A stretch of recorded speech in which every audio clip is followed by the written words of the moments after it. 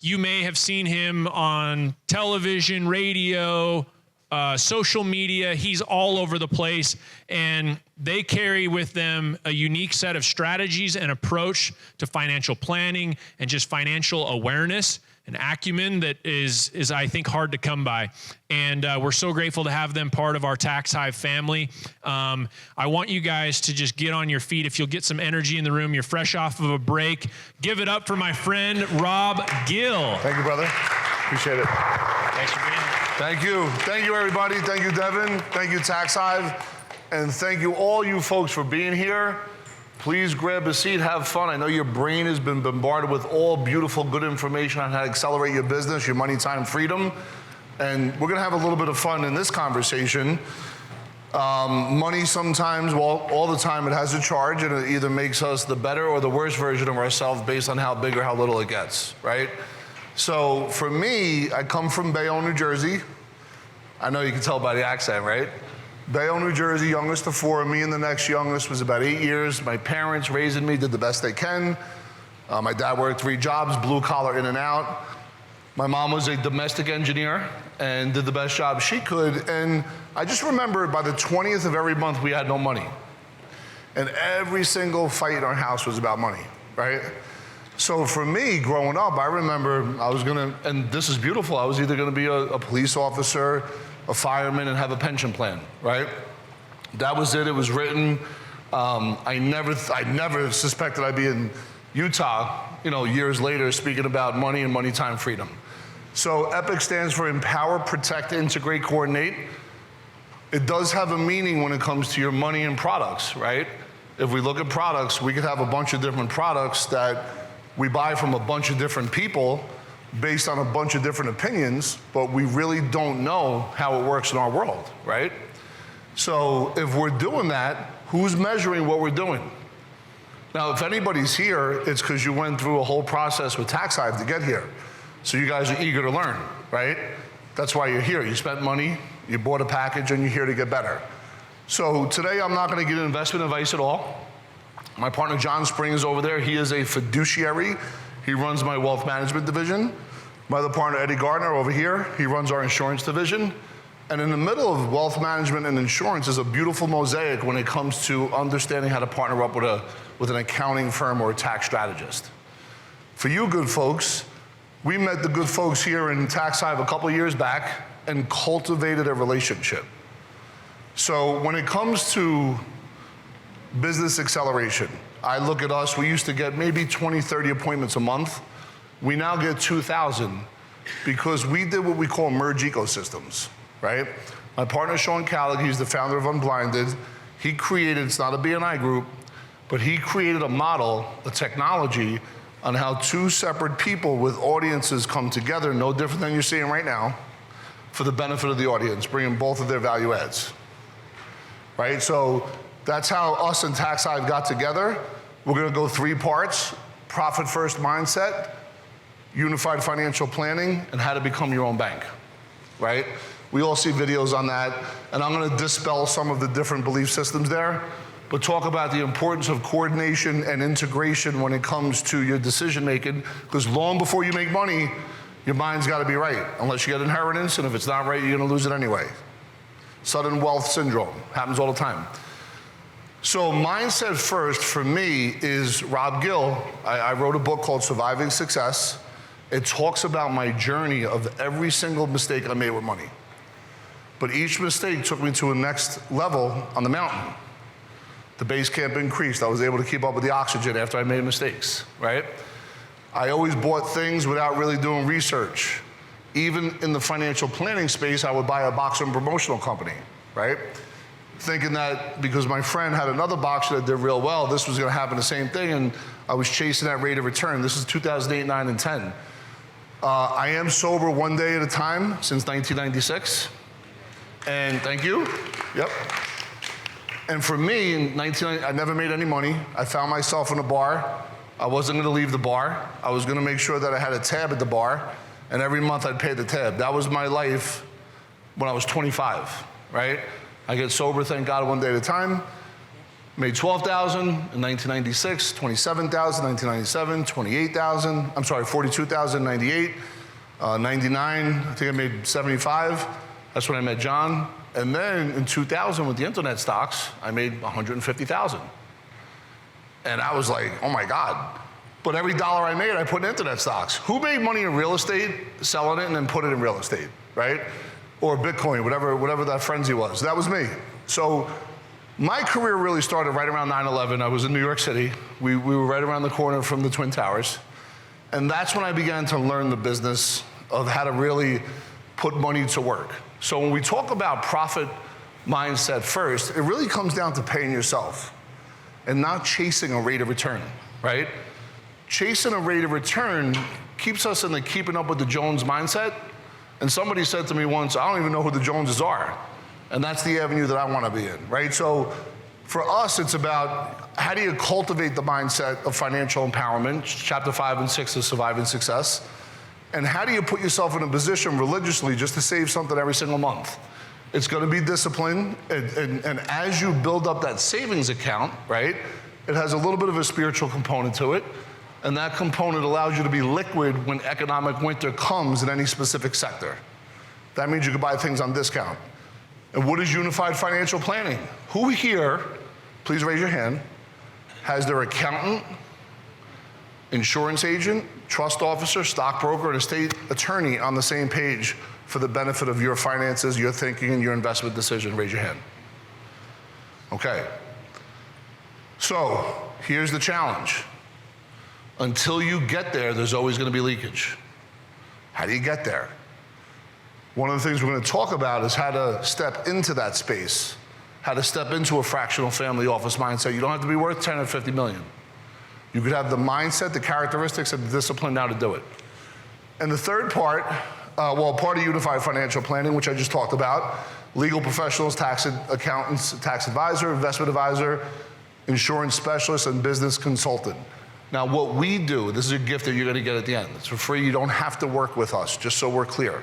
Our relationship with Hive is to give you value and put you in a position to make good decisions economically because of financial organization. This tool it's really a financial organizational, you get to really kind of put everything on one landing. It's an aggregate model that puts all of your stuff on one landing page.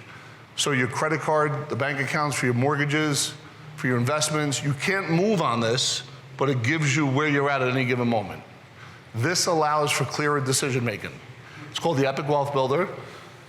It allows you to make, hey, I'm gonna go buy this business and I have X amount in the market and I have X amount in savings. Let me plug in some interest rates, let me plug in some market conditions and see if it's worth it. So you can stress test certain decisions.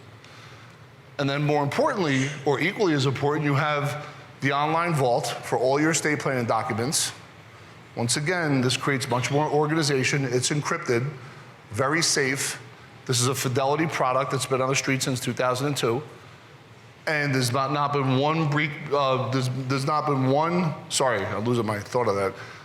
There's not one time where it has been breached. So over that time frame, a lot of your stuff is safe and protected. And if you really have on the Epic Wealth Builder, your accountant who has access just like we do, just like your fiduciary, we all have to get together for the benefit of your thinking. I want you to think about that for a second. Because everyone's going to say, no, I'll meet you by myself. But that means they don't want to be exposed, right? And not to say that they're going to be exposed, but listen, one person can't make all the decisions. I don't think so, at least. I think it's important that you have a committee around you.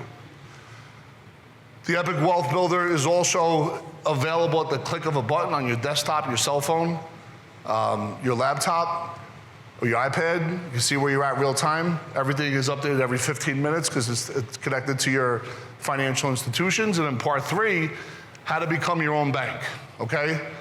The become your own bank is a buzz all over social media. Who here seen videos on become your own bank? Anybody? Okay. So I'm gonna tell you what's dangerous. Those videos are really good and they sound better than me. The problem is if you go down that rabbit hole, they're not gonna sell you a product that's become your own bank. They're gonna sell you the highest commission product for them. And that's where I'm gonna show you some illustrations. Anybody here sell insurance? You know what I'm talking about? Yes. So what's going on for us, we get all these appointments because we have a really good social media platform, and then we've learned how to take clients through the whole process, including how they go to John Spring on the wealth management side, and then how they go to Tax Hive on the tax side. But basically, we want to be able to maximize the living benefits of life insurance, integrate here's now, if you're in the insurance industry, it's like the Bloods and the Crips. You have one sect that's going to talk about IULs, another sect that's going to talk about whole life. Somewhere in the middle, if you're going to become your own bank, you want to overfund whole life and maybe use a little bit of IUL. That's just my opinion. We could debate that all day long, just not today. Now, what you want to be able to understand is the difference between temporary and permanent insurance. Temporary would be term. It has a 20, 30-year lifespan. Very inexpensive, but in order to keep it after that term comes up, it becomes very expensive. A lot of people, 99% of the time, give it up. The problem when you give up a death benefit as you're entering retirement, you lose the ability to spend down other assets, knowing the death benefit's going to replace it. Is everybody with me so far? Am I talking too fast? Let me slow it down? No? You ready to go home?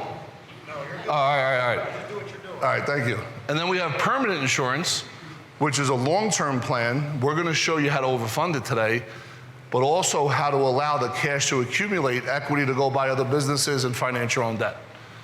Now, if you look at this, we're going to show you the higher risk, which is variable life insurance. That's tied to the stock market. It's like buying expensive mutual funds. Then universal indexed IUL, moderate risk. Cash value is credited based on market performance. And then whole life, which is guaranteed no risk. Cash value grows plus a non-guaranteed dividend. So you get a guarantee plus a non-guaranteed dividend where you want to get with the right kind of mutual carriers that haven't missed a dividend payment, that are non-direct recognition. Basically, that means if you borrow from the policy, it doesn't affect your dividend.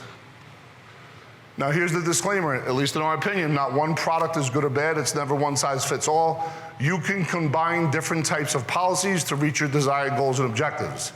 So if I have 15 million of death benefit and 5 of it's term, and maybe $1 million or 2 million is IUL, the majority is whole life, that's what we're talking about. How to be able to build that out the right way. So whole life insurance is what we're going to dig into when it become your own bank. And I'm going to show you a couple of quick illustrations right now. But in order to understand that, we want to make sure that you understand how to properly design a policy and what questions to ask any insurance agent that you're dealing with. If you look at an overfunded whole life, you want to be able to have the money come through the policy and then leverage it for retirement, for college savings, financing your own debt, other investments, and you want to keep your money in motion. If you keep your money in motion, you stay ahead of taxes, you stay ahead of lost opportunity cost, you stay ahead of inflation. By the way, you're able to leverage it and you're not subjecting yourself to rules of the bank, traditional bank, in order to get access to your own money. So if you're going to really step in and overfund your policies, you want to make sure you're using it to finance your own debt or buy other investments. I have a client from here worth $50 million, has over $10 million in the stock market, does a lot of charitable remainder trust strategies combined with Roth IRAs in order to strategically make sure the money's tax-free forever. It's a genius approach. He didn't have any life insurance. Once we showed him inside of his pension plan he could buy life insurance, it changed the whole game for him. It added another $20 million to his bottom line in death benefit, which means $20 million in asset spend down with no additional out-of-pocket cost. We offer that to you. So here's a traditional policy. You guys can take some pictures of this if you want. So let's say if you see a video and it goes something like this. Hey, my name is Rob Gill, Epic Financial Strategies. If you want to learn how to increase your money, time, freedom, get multiple use of each and every dollar to make sure your money works forever and stays ahead of tax, inflation, and lost opportunity cost, go ahead, click the link below, put all your information in. One of my members here at Epic is going to sit down and talk to you. Have you seen that before? Okay. The problem with that, although that was really good. Who thought that was good? That's good. All right. There's going to be people that sell you this. And this has not become your own bank. Right? This is where you get mad 2-3 years later at the agent. This is a phenomenal policy long-term when you compare it to an IRA or 401k, because on the back side where you're making that income, on the right side here, you're not subjecting yourself to stock market risk. However, you bought this thinking you were going to be able to buy real estate in the first year and leverage your cash value, and you can't. So in the first year, the person puts out 24 grand, they only have access to 6,000. It's not become your own bank. This is a supercharged strategy that'll make your head spin and change your net worth and have everybody on the block wanting to hang out with you and put you in a position to prosper by staying ahead of all the different things that you can't control and increasing your what, Eddie? Money, time, freedom. So this person said, you know what? I'm going to do the $2,000 a month, but I'm sitting on, how much is in savings? 200 or 250? I'm sitting on 250 in my savings account because I'm going to buy this commercial piece of real estate. So this person makes a payment of $2,000 month one, and then 10 days later wires in 250. We call it a dump in.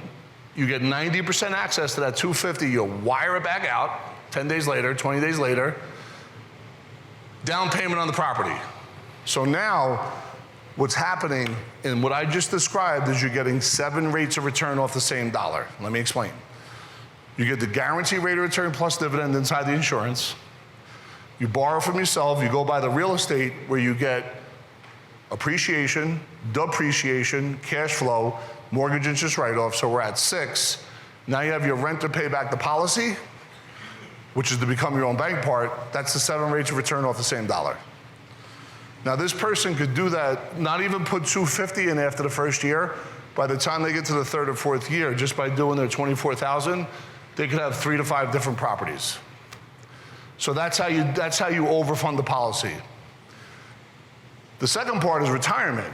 And who here has heard buy term, invest the difference, and then do 4% spend down when you retire? Raise your hand. Okay. That is taught by the financial institutions who are geniuses at keeping your money. They want to hold it for as long as they can, give you back least amount as possible, and then make sure that you're going to get taxed along the way. So if that's in a 401k and IRA, you got $1 million a year, you're going to get $40,000. If it's an after-tax account, you're still going to spend just the 4%, which, by the way, you're getting taxed on that 4%, both long-term if it's outside the IRA, and if it is the IRA, ordinary income. And that's the left side of the ledger. This is what the majority of the Americans are taught and do. However, the right side, if you have life insurance in the mix, you don't have to live on a 4% rule. You could spend 7% a year down, because you also have income coming off your policy, which is going to be able to help you manage the tax code later on. That's more of a one-on-one meeting. And it's going to allow you to not only spend down your assets in life, but the death benefit will replace. Holler if you hear me. Holler if you hear me. Holler if you hear me. Thank you. How am I doing, Dev? Pretty great. All right. So investments would be, I just did real estate, but let me tell you about Epic. So I had a couple people that wanted to buy into Epic back in 2019. And they had a bunch of money inside their life insurance policies, and 3 people for 1% ownership each borrowed $300,000 from their policies. And they bought into Epic. 5 years later, they're already broken even. So that's where you could buy into what we call cash flow in businesses. Doesn't have to be real estate or your own business, right? You don't want to take this when you're going to go buy a house in Seattle and it's your primary residence and borrow from your policy. It's not meant for that. It's meant, become your own bank is meant, unless you're going to pay it back, it's meant for you to get other investments that pay back the actual investment itself. And then financing debt would be, Eddie, come here. I'm going to give this to you, brother. This is you. Just grab a mic. So Eddie's really good at explaining this part, better than me. And I want to give him that ability right now, because a lot of folks, when they start understanding, if you don't lease your car and you finance your car, and you happen to finance it through a life insurance policy, what begins to happen is you could not only, and I'll give it to you simple, if you pay for the car through your policy, but pay your car back, every 5 years into the policy, you recapture all that interest. If you want to run with it, go ahead. Yeah, no, it's pretty simple. and you can do this with any numbers, and it's really just looking at, what would you finance a car for? Or how would you buy a car? A couple different ways that you could do it is, one, you could go to the financing company and ask for a loan, and now you're paying them the principal and interest back every single month.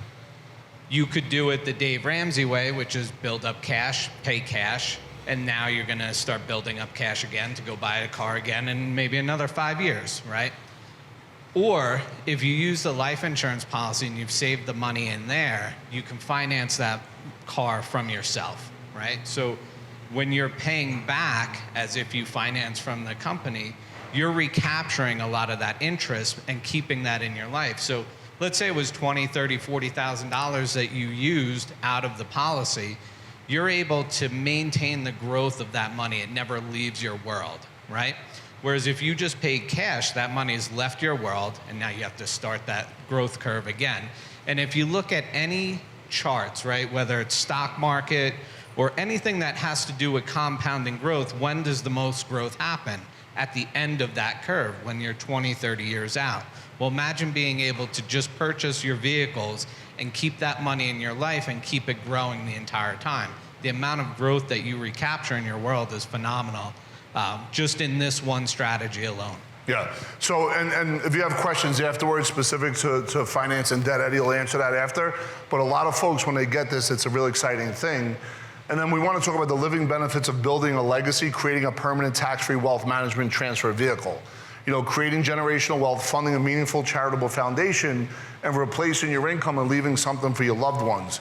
That's important that we understand how to play into that space. And as we went through all three of these scenarios, I wanted to be respectful for your brains, right? Because I know that you're absorbing a lot, but I also want to have impact. And I'm going to leave it open for some Q&A so we could dig deeper into some impact and answer some specific questions. But if you guys could grab your phones, if you don't mind, what we're going to give to you today is the Epic Wealth Builder, right? What happens is one of the members at Epic is going to take you through it. That's how you get it. You don't have to do business with us. There's no obligation. It's a gift from Tax Hive to you.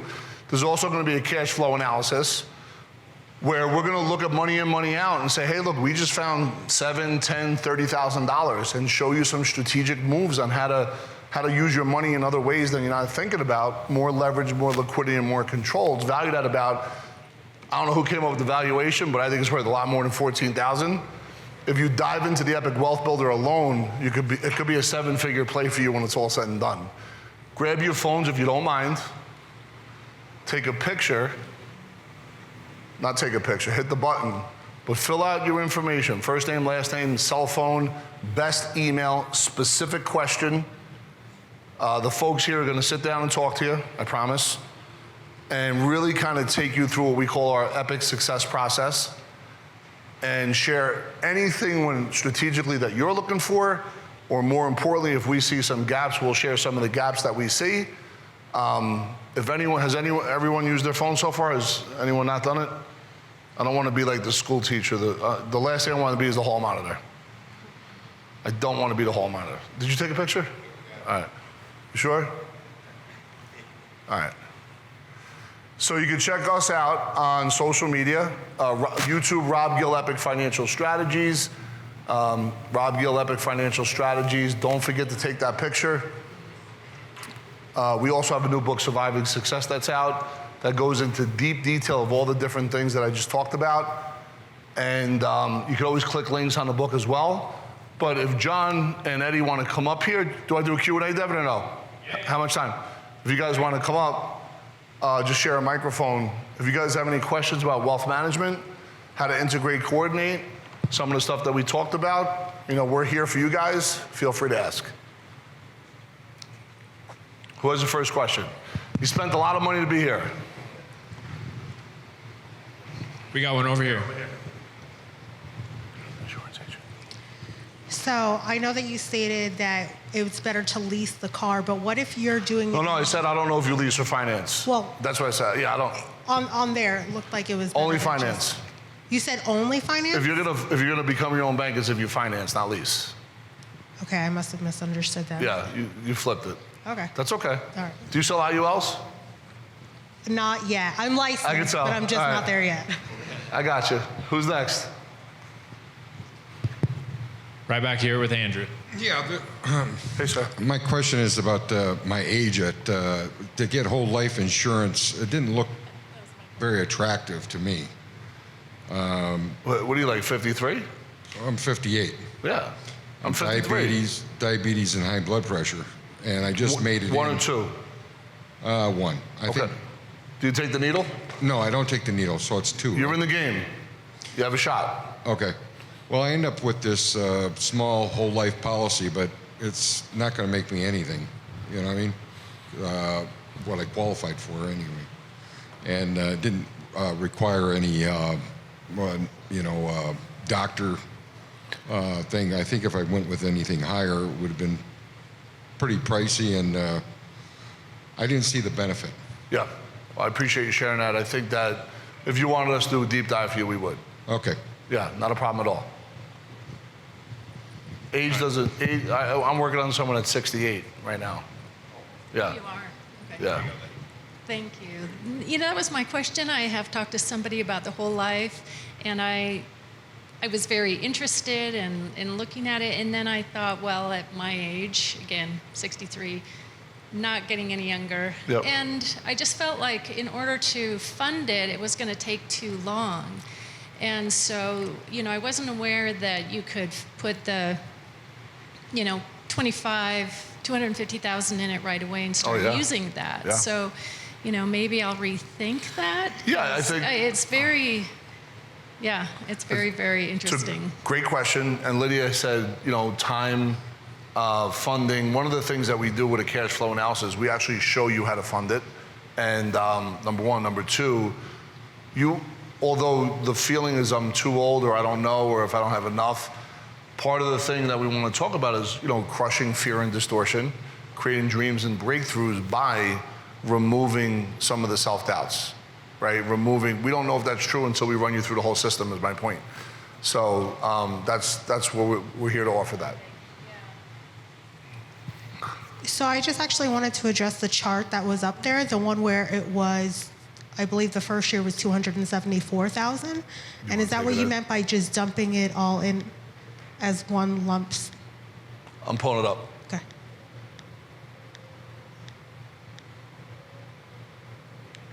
There you go. Ed. Not that one, the next one. Go ahead. That one. So the first year, if you see at 33, it's the 274,000. But then, can you kind of explain how it would be dropped down the next year to 24,000? Yeah, so the way that this was created is we're using a baseline, right, of that $2,000 a month as savings. But the person here in this illustration is doing a one-time lump sum dump in of that 250,000. That's accelerating, obviously, the cash value. You can see the net cash value end year of almost 250. And then each year after, they're just funding at that lower, at that 2,000 a month. But we can design these in any way. It doesn't have to be 250,000. It could be 20,000, right? You could dump in however much you want, and we can do these also in a way where you can overfund each and every year, or you can just overfund in that first year. So You could meet us if you have more questions afterwards. Third time's a charm. I'll give you one more.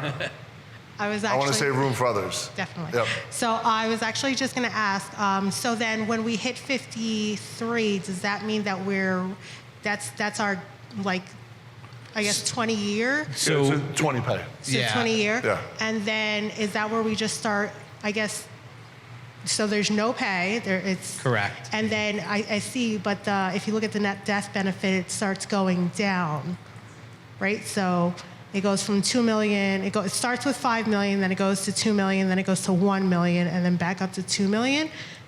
At Yep. some point, does it increase? It does. Yeah, so one of the things that you're seeing there with whole life insurance is you have the ability to stop funding and still maintain a death benefit and have a policy and not have cost erode the cash value of the policy.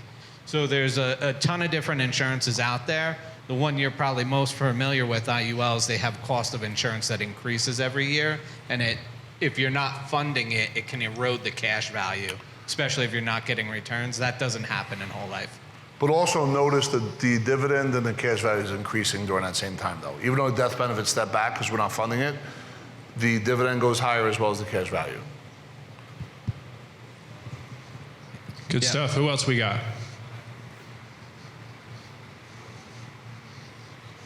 All right. Cowboy. Nothing? Nothing from Captain back here. All right. All right. Any parting words, Rob? Let's give him a round. Thank you guys so much. Yeah? Seriously, I hope it was worth your while. Really get some. If you have some questions, obviously, click the scan thing and just get with one of our people because they'll be able to answer any questions that you have. And thank you so much. Give him a round of applause.